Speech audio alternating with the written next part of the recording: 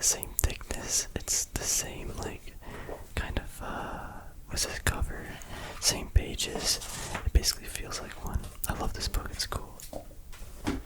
I did order some more Japanese books, or Japanese, obviously, Japanese Pokemon manga because I wanted to kind of, practice. I like to try to, basically what I'm doing now, I guess this is a very poor way of explaining it. I am writing it down a bunch of vocab words, and at night, maybe 10 to 15 minutes, I'll just look at the words, I'll try to recognize them and just guess what the word is. And then what I want to do is I want to read, like, really basic books, or like manga. I think Your Name is one of the more basic ones. So basically, I'll just try to read this, and I mean, obviously, I won't understand like 90% of it, but that's the idea. Is like over time, can I begin to identify, words in text, and then, notice how they're forming questions and constructing some sentences. That's kind of where I'm at right now, and where I want to go in the near future. I'll get to this book in a second. I forgot what it says. I don't even know what that says, but that says Nihongo. I think that's, I don't know. That's, I think, Atarashi. That's new. The new Nihongo. So this book, this is the first, I guess, like, little journal I wrote. I didn't really do anything on the first page. I also wrote it upside down, kind of like an idiot, but it was my first book. I don't know. I have really basic stuff. I have basic sentence constructions. I also have, like, conjugations and stuff. This isn't really new. The only new thing that I really have is these. I decided there's a good video on YouTube that basically walks you through 800 words they use in, like, the JLPT N5, I guess, that exam, and I was like, you know what, let's do this, baby. So I just started writing them all down, and I feel like if I can understand those 800 basic words and how to use them and conjugate them, I can do and form decent sentences and have a good understanding about basic, or be able to read basic stuff, right? Like, it's just, like, red, aka, and you got, like, blue, you got, stuff like that. You got, like, basic verbs and, like, someone's mom, like, nouns. For, like, most of dialogue, I feel like that'll be good. But again, I recognize that just understanding they're learning the kanji and how to say it, you gotta know how to, incorporate in a sentence. That's why I really want to focus on this. So yeah, I just got a bunch of different words and stuff. I mean, the kanji isn't perfect, and but I try. That's what this book is actually gonna be for. So this is basically gonna be, I guess, the rest of this. I think I'm like 250 in. So from here, hold on. I'm actually curious myself. From here to here is about 250. So multiply that by about 3. I'll still have a lot of space in the back of the book to do other stuff. Maybe I'll just start writing sentences with as many words as I can or something, just to kind of reiterate, or not reiterate, but repeat, and try to, put it in a different context. That usually helps me remember things. But yeah, this is what I do at night. I basically just read this for 10 to 20 minutes, and see what I can do. It's the consistency that really helps. This is a newer book I got solely for the purpose of practicing kanji. I want to write, basically, it's a dictionary with this, right? Like, this is just the words, but this, I want to write out how to actually do it, what it means. And this repetition actually helped a lot, because you have to, if I want to write red, I gotta do 1, 2, 3, 4, 5. Whatever stroke order there is, that's how many times I have to write it. And, yeah, so that's what I've been doing in this book. I didn't really get too far. Actually, I guess I got a lot farther than I thought, but I'm only a few pages in. But I basically just want to translate, again, the vocab words in here to this. That's just another way to repeat words. It also kind of looks aesthetically pleasing. I know that you can obviously buy books that do this. However, there's some like appreciation, at least in my head, that when I do it myself, it just looks nice. It's my handwriting, and it's like a sense of accomplishment, you know? Like, this just, to me, looks pretty nice. I don't know. Maybe it's just me. But, you know, yeah, again, you can just buy dictionaries. This dictionary here, and it's a good resource, you know, it's got words and stuff. This actually, it is good. But I'm not at this kind of skill level where I can this even make sense to use. But the reason I'm doing all this extra work is just because it's like, it's very specific to what I'm learning now. Like, again, you can probably buy like an N5 kanji dictionary, but like, it doesn't show how much time and effort you put into the study, right? Like, if you see all this, like, it feels like, oh, I mean, obviously, you can just draw kanji all day, you're not gonna learn. However, it kind of can show some more of, like, the type of effort you're willing to put into the language. And it's kind of fun. It is a lot of fun. I want to discuss this book now. This book I got really cheap on eBay. Basically, it's kind of like, just a little exam.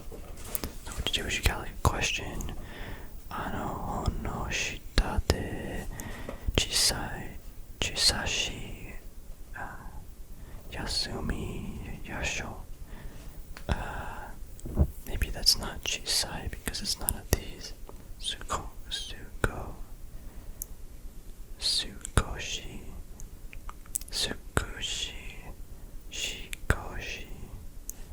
sokoshi.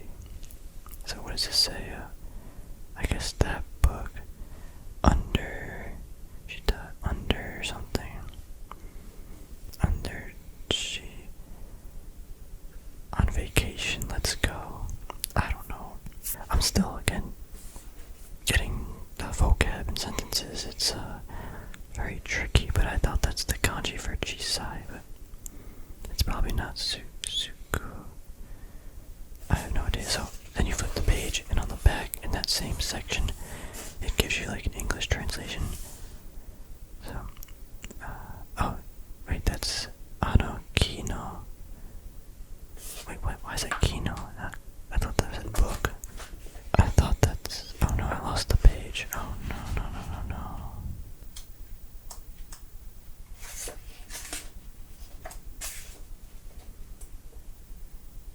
Oh my gosh, I finally found it. I had to go back because I needed to know what this said. So, if you go on the back, like I was saying, ano kino, I thought that was a book, but it wasn't. Shita de sukoshi yasumi yasho. So, let's take a break under that tree. Oh, tree, wait. Oh, hone. Yeah, this is the thing I can remember. Hone's got that little dash under there. So it's close, but so that tree under it, basically. What's Sukoshi? Because that's Yasumi Yasho. Let's take a break. I thought that was like a holiday or something, but I guess if you put it like in a verb, let's do that. Like, let's go on a break. Sukoshi. That's a modifier, I guess. Does it tell me? Then below it, it basically shows you kanji, you know. I think it gives you the katakana as a way to just like remember the katakana too. Moko. Was it Mokoyoi? Oh, Mokoyobi. Ki. Shita. You know, it gives you some stuff underneath. Suko.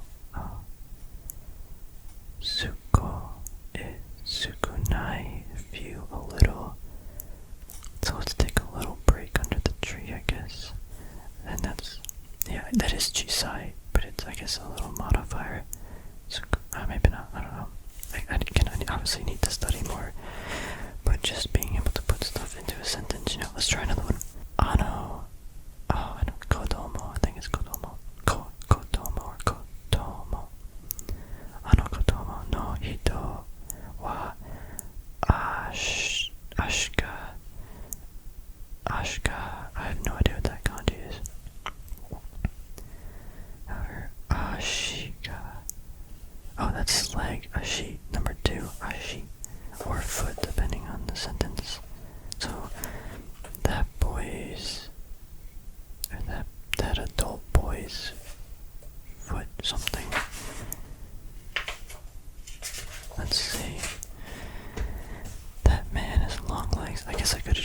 and not a dull boy. I'm an idiot. Man, has long legs. Ashika. What is that? Nakaite.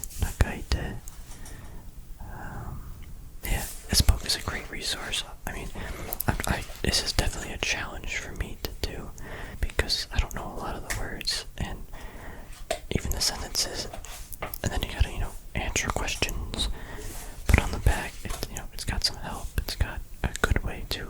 It also, if you speak Vietnamese, I think that's the language. You can learn 2 languages at once, or you can just learn it in. I guess you can learn it in 2 languages at once. But yeah, I love how this book feels. I love the size of it. It's a nice size. I have a Genki book. I haven't really been touching that, using that lately, but it's massive and it's just like this. You could put not in your pocket, but slide in a backpack. The Genki book, you can do that too. It just takes up a lot more space. Obviously, it's a different resource. I shouldn't compare it.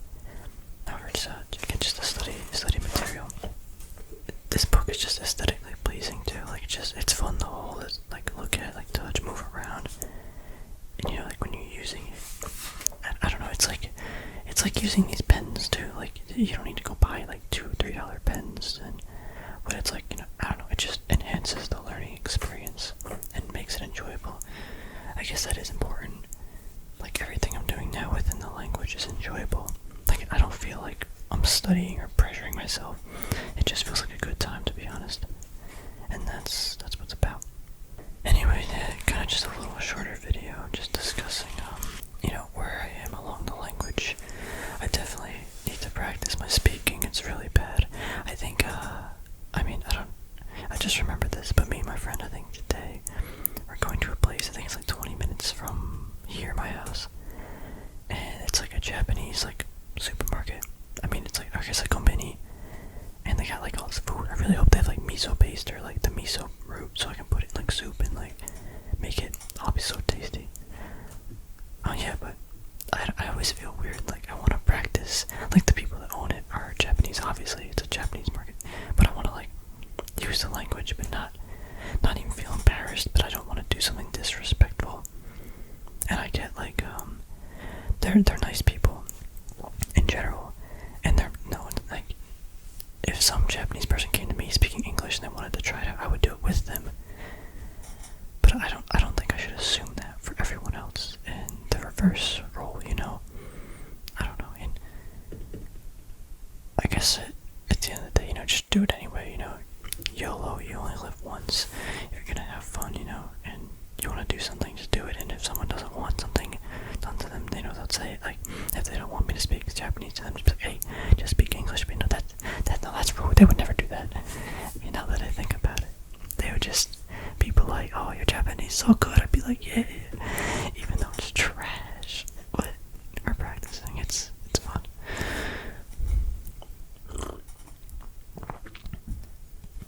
If anyone, I know a lot of people. That one server we have on the channel's growing a lot. I might cut it though, or cut the invites because it's just too many people. And I want it to be a close-knit community of people learning. But then again, I don't want to push away people that want to come in. I need to use it more. I need to speak with the other people and practice speaking. I like to read though. It's very passive, I guess, but speaking is so challenging because you gotta think of the word, how to order it, think about what the other person's saying, and man, it's crazy. Oh, alright. It's a good time. It's fun. Good times to be alive, everybody.